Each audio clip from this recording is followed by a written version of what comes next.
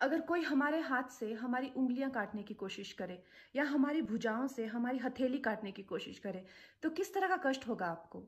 वही कष्ट पहुंचाया है चाइना ने हमें लद्दाख पर अपनी लालची नजरें गड़ा के, और वहां हमारी सीमा का एक एक इंच बचाते हुए हमारे 20 जवान शहीद हो गए हैं। क्या भूल पाएंगे आप उनकी माओं के आंसू, उनकी विधवाओं की चीखें और उनके बच्चों के दिए हुए बलिदान को?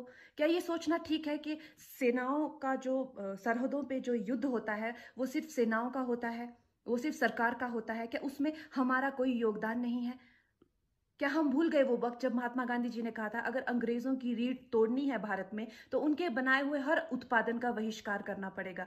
तो क्या ये जरूरी नहीं है कि हम भी इस युद्ध में हिस्सा लें, क्योंकि लद्दाख सिर्फ एक जमीन का टुकड़ा नहीं है, भारत की अस्मिता का एक बहुत बड़ा हिस्सा है, भारत की हथेली है। हम उसे किसी तरह से इस दुश्मनों के उनके गंदे इरादों में सफल नहीं होने दे सकते।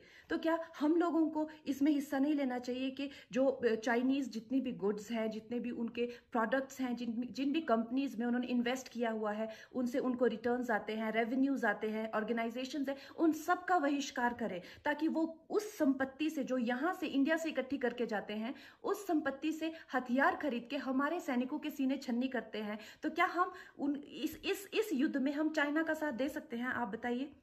ये क्या हमारा कर्तव्य नहीं है कि हम अपनी सेनाओं का और अपने सरकार का साथ दें? तो हम ये प्रतिज्ञा लेते हैं कि हम आत्मनिर्भर बनेंगे और चाइनीज गुड्स को बिल्कुल बॉयकॉट करेंगे और इस युद्ध में हिस्सा लेके भारत को जिताएंगे। जय हिंद।